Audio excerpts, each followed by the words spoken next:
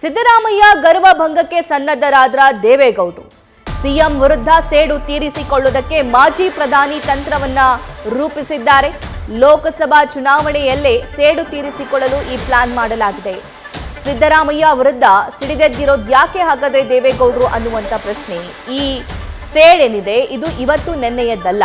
ಯಾವಾಗ ಸಿದ್ದರಾಮಯ್ಯ ಅವರು ಜೆಡಿಎಸ್ ಪಕ್ಷವನ್ನ ತೊರೆದು ಕಾಂಗ್ರೆಸ್ ಪಕ್ಷವನ್ನ ಸೇರಿದ್ರು, ಯಾವಾಗ ಜೆಡಿಎಸ್ ನಾಯಕರ ವಿರುದ್ಧ ಹರಿಹಾಯೋದಕ್ಕೆ ಶುರು ಮಾಡಿದ್ರು, ಯಾವಾಗ ಜೆಡಿಎಸ್ನ ನಾಯಕರ ಸೋಲುಗಳಿಗೆ ಕಾರಣವಾದ್ರು, ಆವಾಗಿಂದ ಇರುವಂತಹ ಸೇಡಿ. ಸದಾನಂದಗೌಡ್ರೆ, ನಾವೆಲ್ಲ ಇವತ್ತು ಎಸ್ಪೆಷಲಿ ಬಸವರಾಜ ಬೊಮ್ಮಾಯಿ ಇವೆಲ್ಲ ಮುಖ್ಯಮಂತ್ರಿಗಳಾಗಿ ಕೆಲಸ ಮಾಡಿ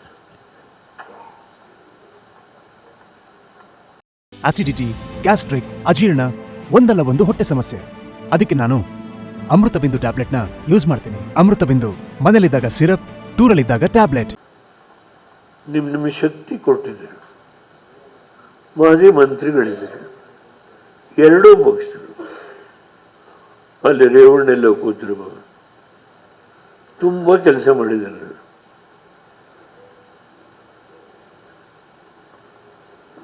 ಕೋರ್ ಕಮಿಟಿ ಅಧ್ಯಕ್ಷರು JT ದೇವೇಗೌಡರು.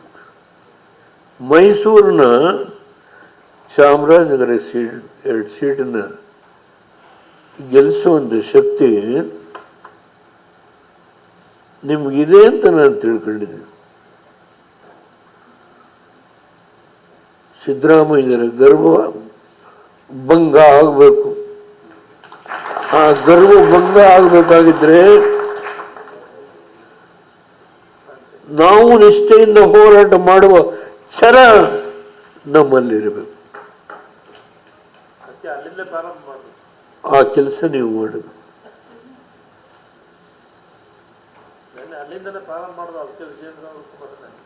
ನಾನು ದಯಮಾಡಿ ಬೇಸರ ಮಾಡು.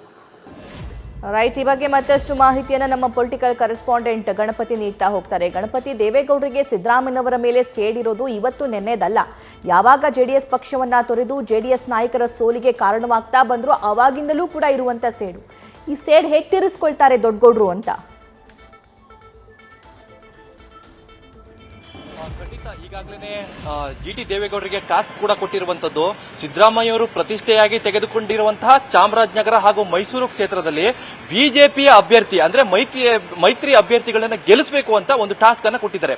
ಕಾರಣ ಇಷ್ಟೇ ನೋಡಿ, 2019 ಲೋಕಸಭಾ ಚುನಾವಣೆಯಲ್ಲಿ ನನಗೆ ಇಷ್ಟ ಇಲ್ಲದಿದ್ರೂ ಕೂಡ ತುಮಕೂರು ಕ್ಷೇತ್ರದಿಂದ ನನ್ನನ್ನು ನಿಲ್ಲಿಸಿ ಸೋಲಿಸಿದ್ರು ಅಂತ ನೇರವಾಗಿ ಸಿದ್ದರಾಮಯ್ಯ ಅವರ ಮೇಲೇನೆ ಆರೋಪ ಮಾಡಿದ್ದಾರೆ. ಈ ಸೇಡನ್ನ ತೀರಿಸಿಕೊಳ್ಬೇಕು. ಹೀಗಾಗಿ ಅವರ ಪ್ರತಿಷ್ಠೆಯಾಗಿ ತೆಗೆದುಕೊಂಡಿರುವಂತಹ ಎರಡೂ ಕ್ಷೇತ್ರದಲ್ಲಿ ಅವರನ್ನ ಮಟ್ಟ ಹಾಕಬೇಕು. ಜೊತೆಗೆ ನೋಡಿ, ಪ್ರತಿ ಬಾರಿಯೂ ಕೂಡ ಜೆಡಿಎಸ್ ಎಲ್ಲಿದೆ, ರಾಜ್ಯದಲ್ಲಿ ಜೆಡಿಎಸ್ ಎಲ್ಲಿದೆ ಅಂತ ಪ್ರತಿ ಬಾರಿಯೂ ಕೂಡ ಸಿದ್ದರಾಮಯ್ಯ ಅವರು ಪ್ರಶ್ನೆ ಮಾಡ್ತಾರೆ. ಅಲ್ಲ, ಸಿದ್ದರಾಮಯ್ಯ ಅವರು ಜೆಡಿಎಸ್ ಅಲ್ಲೇ ಇದ್ದು ಪ್ರಮುಖ ಜವಾಬ್ದಾರಿಯನ್ನ ತೆಗೆದುಕೊಂಡ್ರು ಕೂಡ ಅವ್ರು ಇವತ್ತು ಜೆಡಿಎಸ್ ಎಲ್ಲಿದೆ ಅಂತ ಪ್ರಶ್ನೆ ಮಾಡ್ತಾರಲ್ಲ, ಅವರಿಗೆ ಬಿಸಿ ಮುಟ್ಟಿಸಬೇಕು, ಜೆಡಿಎಸ್ ಇದೆ ಅಂತ ತೋರಿಸಬೇಕು. ಈ ನಿಟ್ಟಿನಲ್ಲಿ ಸಿದ್ದರಾಮಯ್ಯ ವಿರುದ್ಧ ಸೇಡ್ ತೀರಿಸಿಕೊಳ್ಳಲೇಬೇಕು ಅಂತ ಈಗಾಗಲೇ ದೇವೇಗೌಡರು ಹಠ ಹಿಡಿದಿರುವಂತದ್ದು. ಪ್ರಮುಖವಾಗಿ ನಾವು ಗಮನಿಸೋದಾದ್ರೆ ಕುಮಾರಸ್ವಾಮಿ ಅವರಿಗೂ ಕೂಡ ಹಳೆ ಮೈಸೂರು ಭಾಗದಲ್ಲಿ ಒಂದಷ್ಟು ದಾರಿ ಮಾಡಿಕೊಡ್ಬೇಕು. ನೋಡಿ, ಸಿದ್ದರಾಮಯ್ಯ ಅವರೇನೆ ಹಳೆ ಮೈಸೂರು ಭಾಗದಲ್ಲಿ ಪಟ್ಟು ಹಿಡಿದು ಕೂತಿದ್ದಾರೆ. ನನಗೂ ಕೂಡ ಹಳೆ ಮೈಸೂರು ಭಾಗದಲ್ಲಿ ಒಂದಷ್ಟು ವರ್ಚಸ್ ಇದೆ ಅಂತ. ಆ ವರ್ಚಸ್ಸನ್ನ ಡಿಲೀಟ್ ಮಾಡಿ ಕುಮಾರಸ್ವಾಮಿ ಅವರಿಗೆ ದಾರಿ ಮಾಡಿಕೊಡ್ಬೇಕು. ಈ ನಿಟ್ಟಿನಲ್ಲೂ ಕೂಡ ದೇವೇಗೌಡರ ಆಲೋಚನೆ ಇದೆ. ಹೀಗಾಗಿ ಚಾಮುಂಡೇಶ್ವರಿ ವಿಧಾನಸಭಾ ಕ್ಷೇತ್ರದಲ್ಲಿ ಸಿದ್ದರಾಮಯ್ಯ ಅವರನ್ನೇ ಸೋಲಿಸಿದಂತ 2018ರಲ್ಲಿ ಸಿದ್ದರಾಮಯ್ಯ ಅವರನ್ನೇ ಸೋಲಿಸಿದಂತ GTD ಅವರಿಗೆ ಈ ಹೊಸದೊಂದು ಚಾಲೆಂಜ್ ಅನ್ನ ದೇವೇಗೌಡರು ಕೊಟ್ಟಿರುವಂತದ್ದು. ಕಾರಣ ಇಷ್ಟೇ, ಬರೀ ಸೋಲಲ್ಲ, ಸಿದ್ದರಾಮಯ್ಯ ಅವರಿಗೆ ಗರ್ವಭಂಗ ಆಗಬೇಕು. ಈ ರೀತಿಯಾದಂತಹ ಚುನಾವಣೆಯನ್ನ ಮೈತ್ರಿ ನಾಯಕರು ಎದುರಿಸಬೇಕು ಅಂತ ಈಗಾಗಲೇ ಒಂದು ಸ್ಪಷ್ಟವಾದ ಕರೆಯನ್ನ ದೇವೇಗೌಡರು ಕೊಟ್ಟಿರುವಂತದ್ದು. ಸಭಾ, thank you Ganapathi. News First, ನಿರ್ಭೀತಿಯಿಂದ ನಿಮ್ಮ ಪರವಾಗಿ.